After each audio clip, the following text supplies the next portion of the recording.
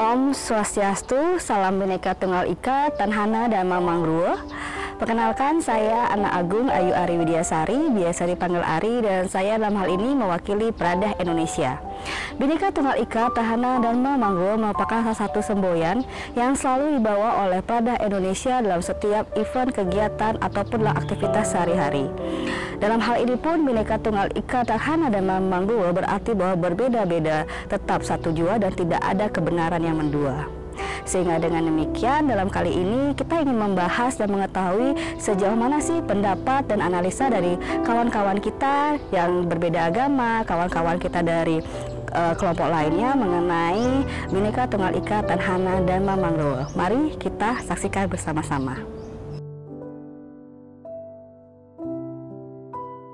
Sebelum kita memulai tentang video tentang Bhinneka Tunggal Ika, boleh memperkenalkan diri dulu? Saya Nia Saripudin, saya Ketua Umum Aliansi Nasional Bhinneka Tunggal Ika. Saya Ahmad Nurhalis, Deputi Direktur di Indonesian Conference on Religion and Peace. Saya Ana Agung Geding Ngurah Ari Dwi Payana, Koordinator Staf Khusus Presiden Republik Indonesia. Saya I Gede Aryawan, Ketua Umum Perhimpunan Pemuda Hindu Indonesia. Nama saya Pendeta Sonya Uniplaita, saya dari Papua.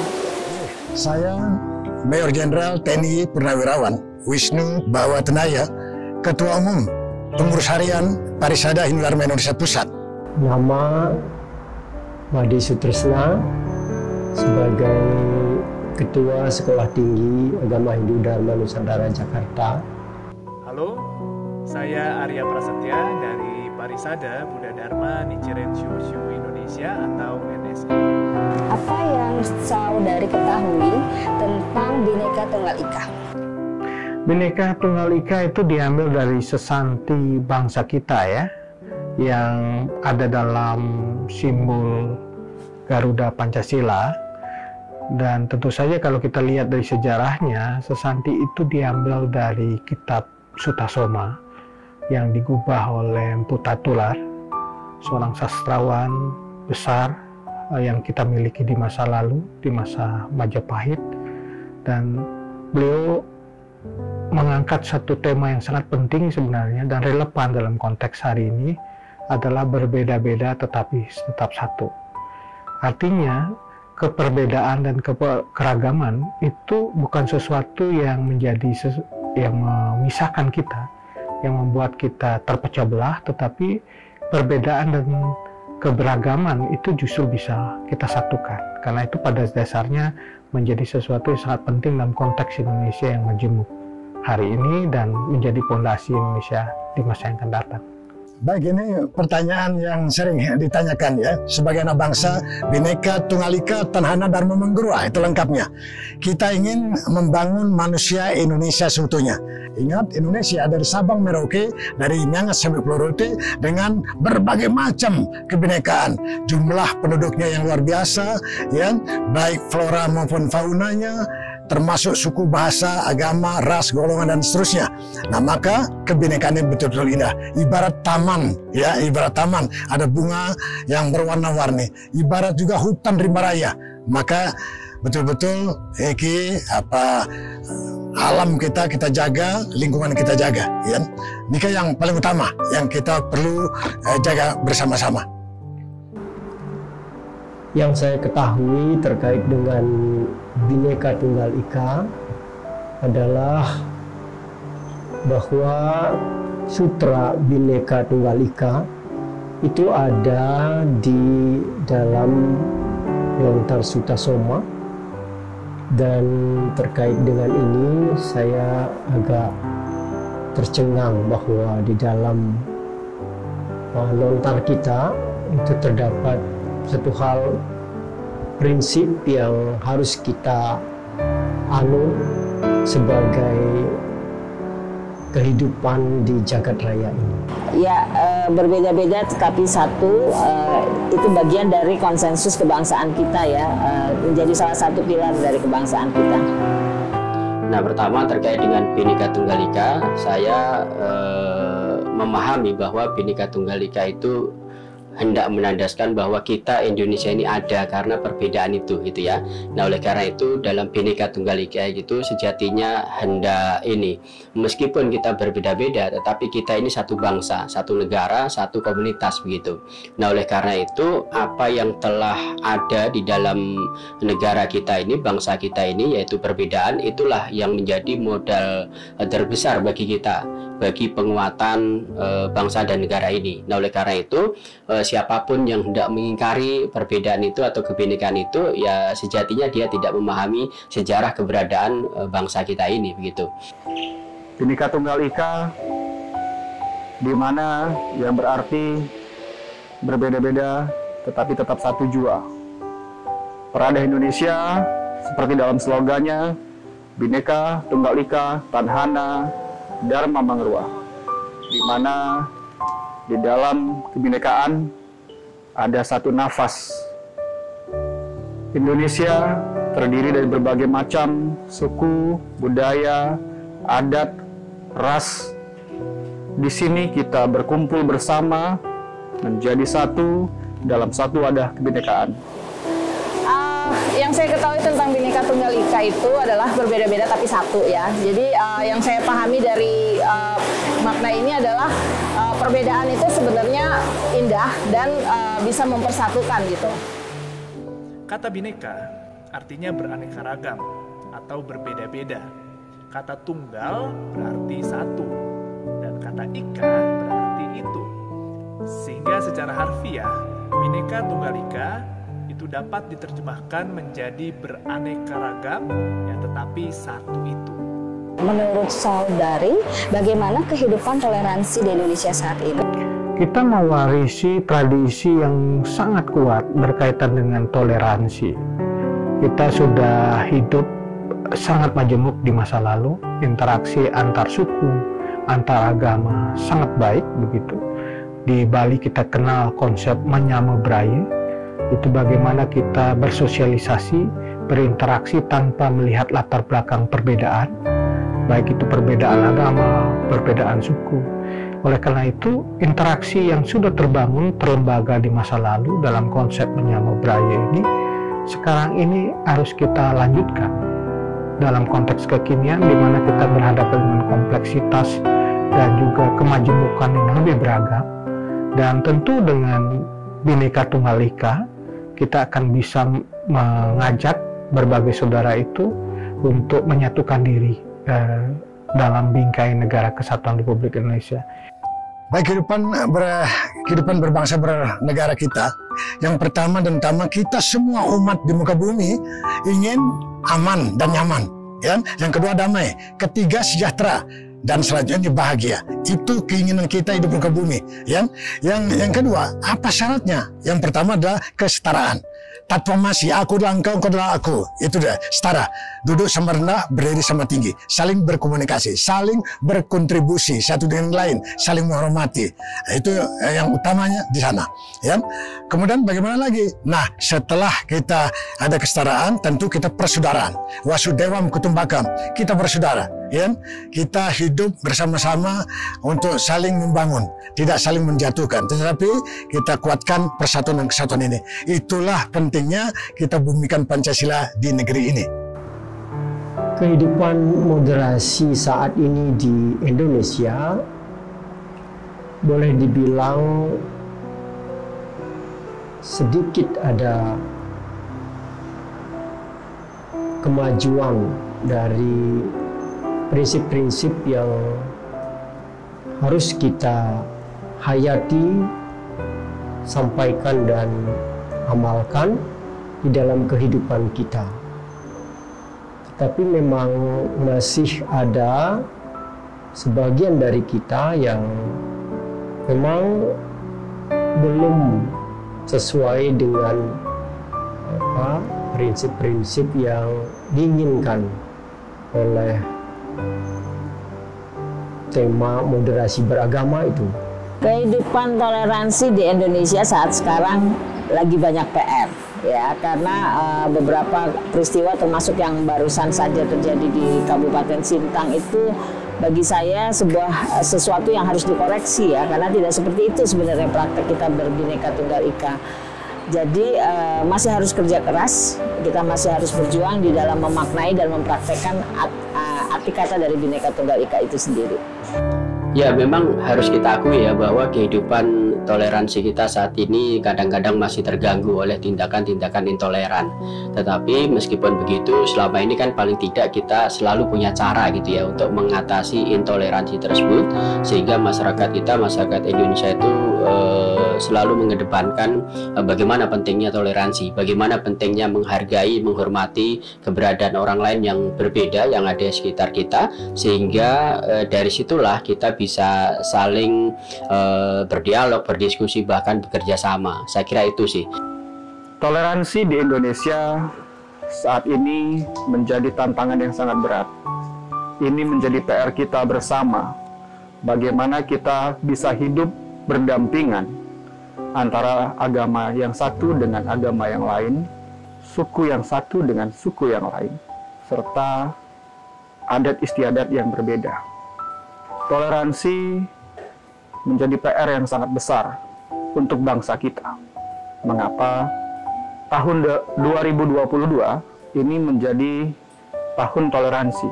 Kita sebagai masyarakat hendaknya menjaga toleransi, karena kita melihat tahun-tahun sebelumnya intoleransi itu masih sering terjadi di Indonesia.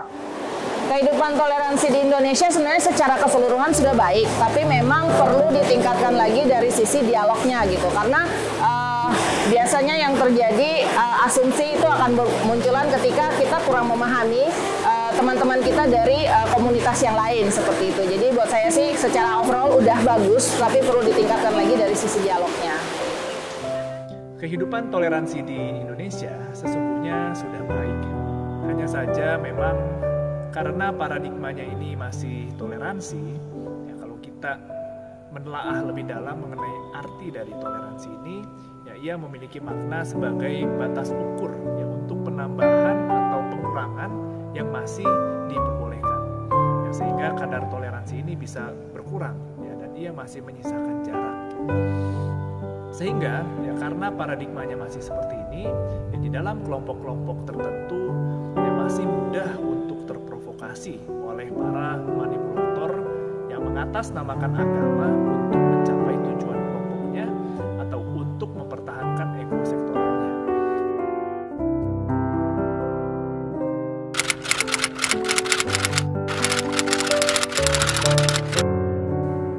Komunikasi dan dialog sangat penting sekali, karena dalam dialog itu kita bisa memahami dan juga mengerti apa yang menjadi pandangan dari pihak yang berbeda.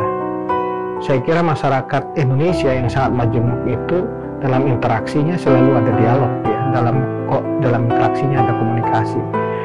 Dalam dialog itu kita bisa saling memahami, saling mengerti. Karena kalau tidak ada sikap saling memahami dan saling mengerti, itu kan tidak akan muncul respect.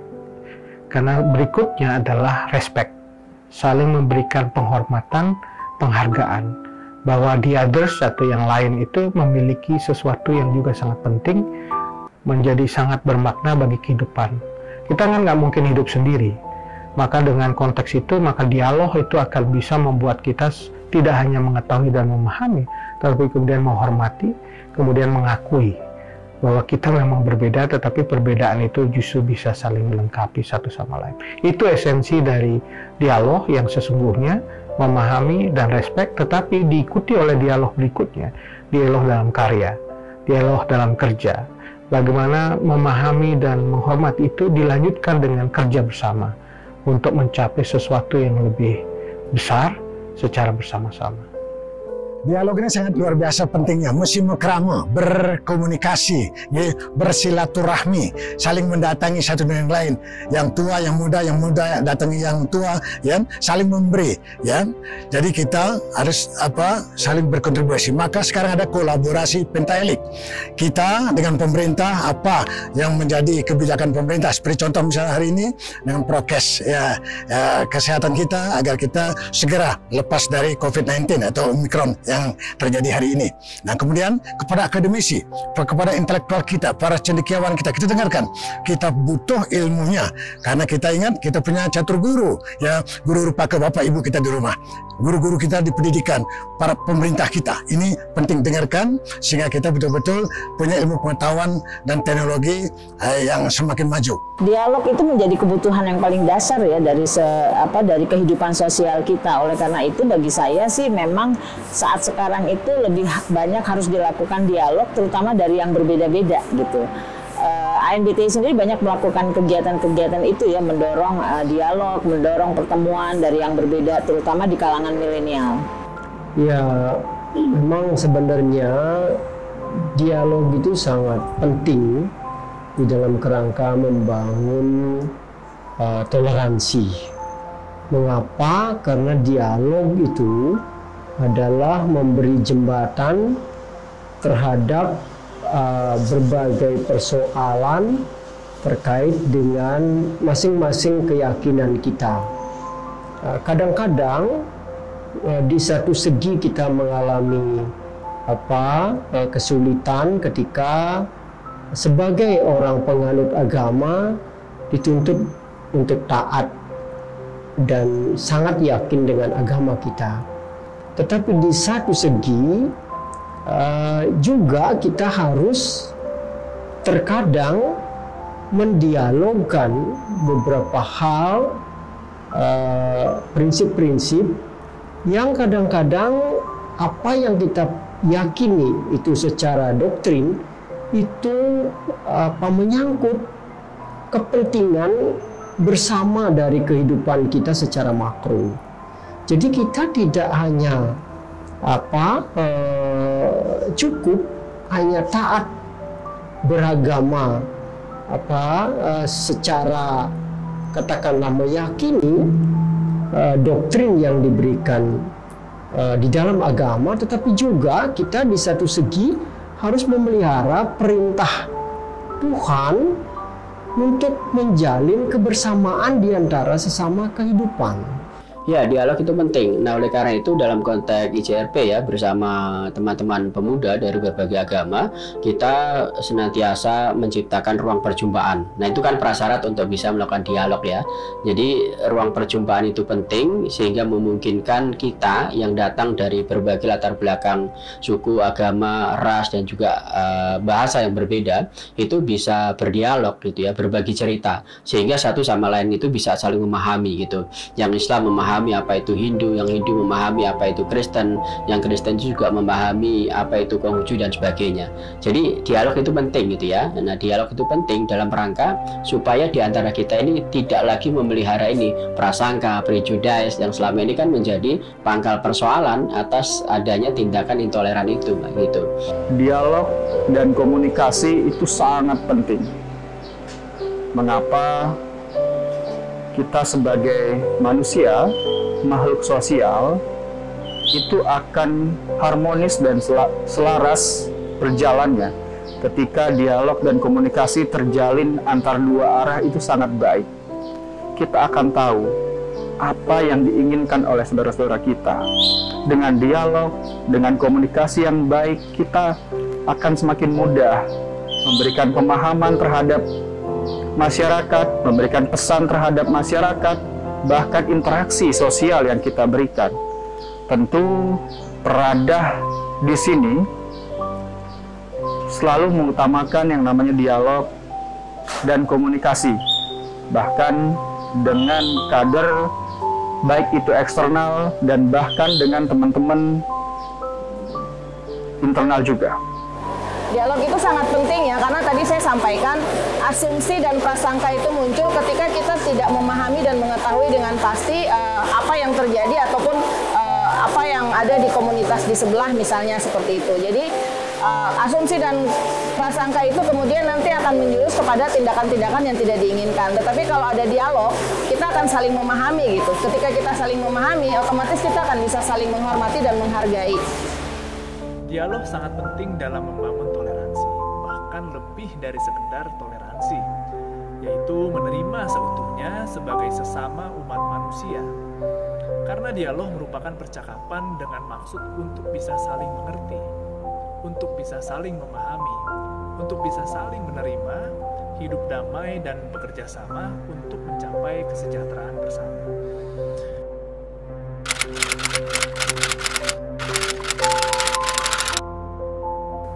Ya, Prada dengan Sesanti Bhinneka Tunggal Ika Tanhana Dharma Mangrua itu memberikan sebuah harapan sebenarnya pada Prada supaya menjadi simpul dari persatuan di tengah perbedaan itu. Saya kira masyarakat Hindu di Indonesia juga sangat beragam. Bukan hanya masyarakat Indonesia, masyarakat Hindu pun, warga Hindu beragam, berada di berbagai daerah dengan ekspresi budaya yang juga beragam di Nusantara ini. Maka Prada bisa menjadi jembatan untuk membangun persatuan itu. Saya kira itu adalah harapan yang besar yang diberikan kepada Prada dengan Sesanti Bhinneka Tunggal Ika Tanhana Dharma Mangrua.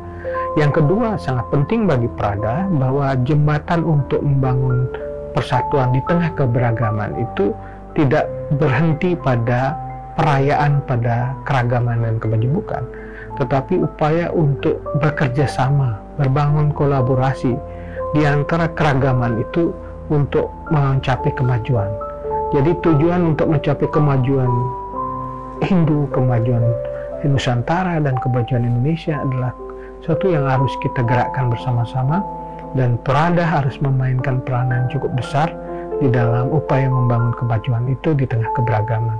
Tentu upaya itu harus dimulai dari anak-anak muda, karena anak-anak muda itu adalah tiang bangsa dan bisa menjadi satu kekuatan yang maha dahsyat untuk membawa bangsa ini ke arah masa depan. Karena jumlah populasi Indonesia sekarang ini sebagian besar adalah anak-anak muda. Ini salah satu organisasi kepemudaan kita, Prada, ya.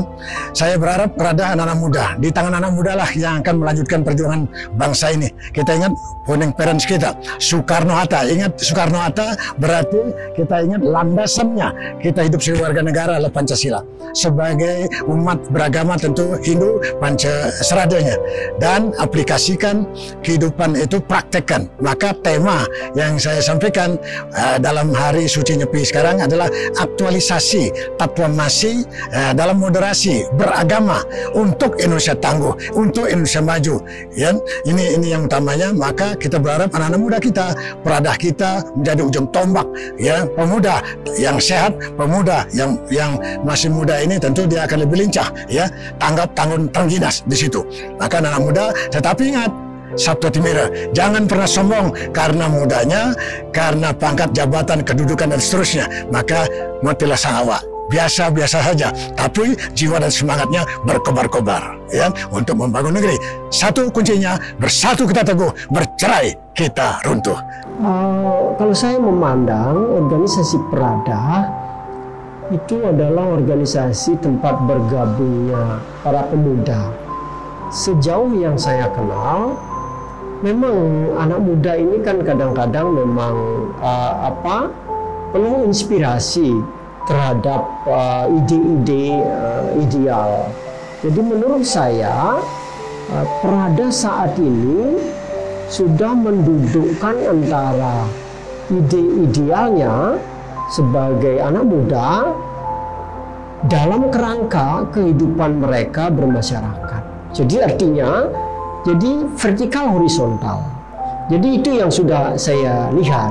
Oleh karena itu organisasi Prada saya lihat bisa bergaul dan hidup serta berdialog dengan orang tua dan juga dengan adik-adiknya.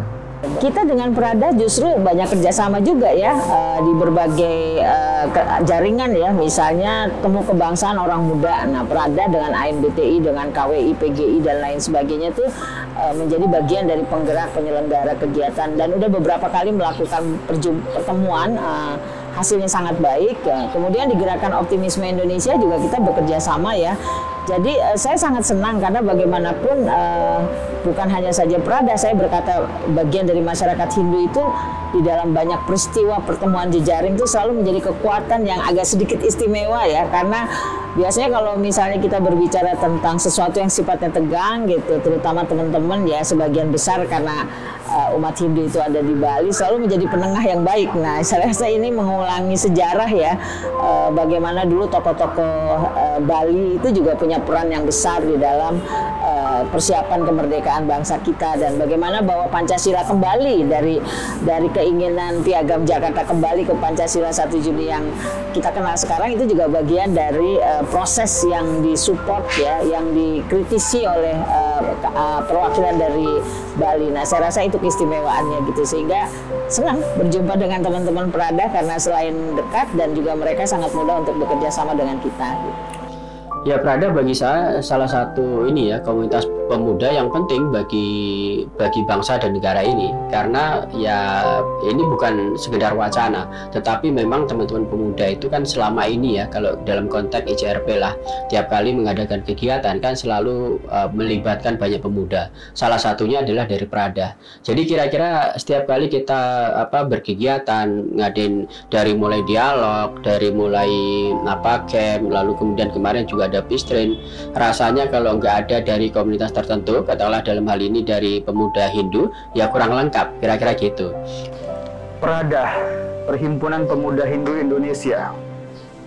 Selama kurang lebih 3 tahun saya memimpin Prada dengan berbagai macam latar belakang, tidak hanya Hindu Bali, namun di sini kita juga berkumpul dari Hindu berbagai macam etnis, baik itu India, Jawa, Kaharingan, kemudian ada Sulawesi, di Toraja, Kaluta, Maluku juga ada Kei. Jadi Prada ini sangatlah beragam, tidak hanya Hindu yang di Bali saja.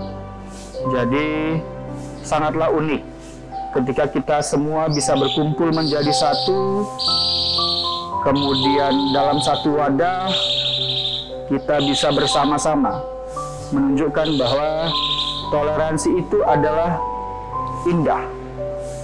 Jadi selama kurang lebih 3 tahun saya memimpin, kita Prada Indonesia terus harmonis dan damai tentunya. Kalau buat aku sih Prada ini sangat baik sekali ya, karena ini komunitas anak muda khusus Hindu. Jadi ini juga sebagai wadah juga untuk anak-anak muda bisa berkembang dan berinovasi, tetapi mereka tetap berakar pada keimanan mereka gitu. Jadi tidak meninggalkan akar keimanannya gitu. Prada merupakan organisasi kepemudaan Hindu yang sudah dewasa. Tentu selama 38 tahun eksis di Indonesia, kontribusinya sudah tidak perlu diragukan lagi dalam membentuk dan menghasilkan pemuda-pemudi Hindu yang memiliki landasan dharma yang baik dalam memberikan kontribusi yang nyata, kontribusi yang berdampak besar bagi bangsa dan negara Indonesia.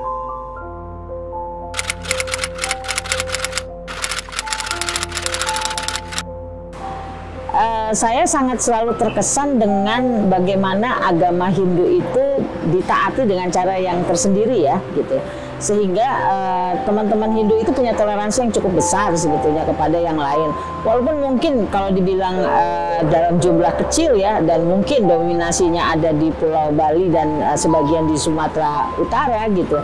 Tetapi buat saya teman-teman Hindu itu mempunyai warna yang luar biasa.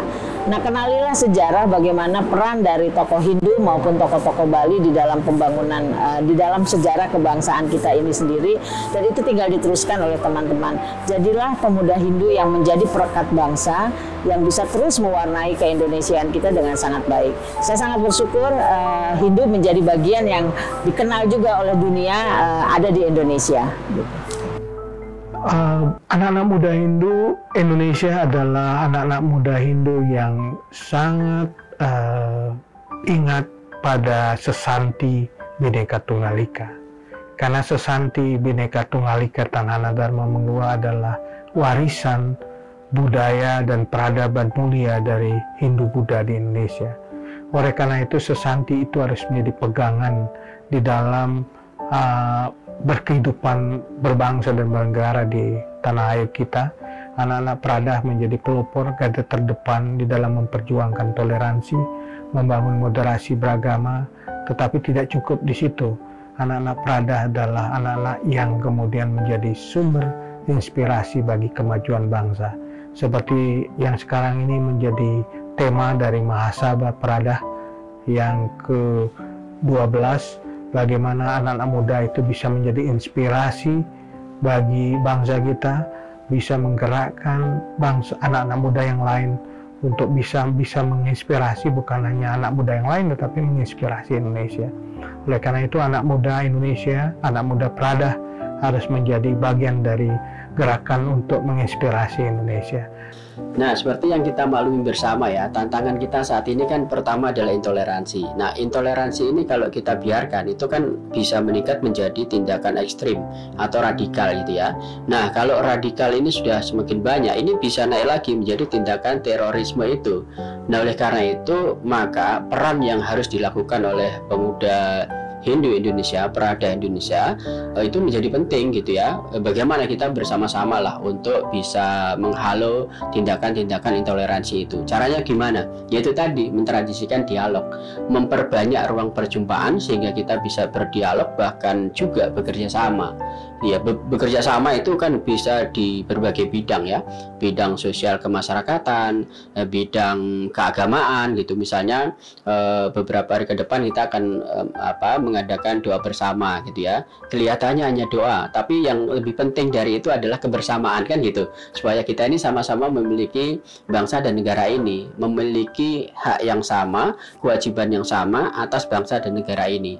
Kepada saudara-saudaraku, pemuda-pemudi Hindu seluruh Indonesia, kader-kader Pradah seluruh Indonesia, saya mengajak rekan-rekan semua untuk terus menjaga toleransi di Indonesia, terus menjaga Hindu Nusantara, terus menjaga kedamaian dan kerukunan antar bangsa dan negara. Kita sebagai generasi penerus bangsa wajib dan tentunya ini menjadi semangat kita bersama untuk terus betul menjaga kerukunan dan toleransi di Indonesia. Kalau buat aku sih anak muda ini adalah agen perubahan ya. Jadi anak-anak yang ada di Pradah pun sebenarnya adalah agen perubahan dimanapun kalian berada gitu. Jadi lakukanlah apa yang diajarkan dalam ajaran agama, terutama di lingkungan sekitar, berdialog ataupun berteman dengan siapa saja, itu adalah contoh sederhana dari kita merawat, melaksanakan toleransi di lingkungan sekitar seperti itu. Sampai saat ini kalau saya melihat di kalangan pemuda-pemudi sudah mulai sedikit lebih bisa memenuhi kriteria dalam kerangka menegakkan nilai-nilai toleransi. Jadi dalam kasus terakhir yang kita lihat dalam kehidupan kita, itu anak-anak muda sepertinya sudah, katakanlah sudah tidak mau ikut di dalam berbagai, katakanlah perbedaan yang ada, tetapi mereka berupaya untuk secara ya lebih bijak menempatkan posisinya untuk malah berkarya dengan aktivitas yang lebih menjamin masa depannya. Saya lihat itu sebagai bentuk katakanlah toleransi pasif yang dikembangkan oleh anak-anak ini, dan saya yakin dengan begitu mereka akan lebih gampang untuk bergaul dengan sesama pemuda, dan juga dengan apapun unsurnya, baik di kalangan internal maupun di kalangan masyarakat secara makro. Saya kira demikian. Kita seyogyanya melihat bahwa toleransi ini sudah tidak lagi cukup untuk mewujudkan kerukunan dalam kehidupan berbangsa dan bernegara. Kenapa? Karena toleransi ini masih menyisakan jarak, dan kadar toleransi ini bisa berkurang. Oleh karena itu, dalam sikap berbangsa dan bernegara, kita perlu melakukan sikap atau tindakan yang menerima seutuhnya perbedaan yang ada di dalam bangsa ini. Seperti kita menerima perbedaan yang terdapat dalam diri saudara kandung kita sendiri, yang hidup, tumbuh, dan berkembang bersama dari satu rahim ibu pertiwi yang sama, yaitu Indonesia.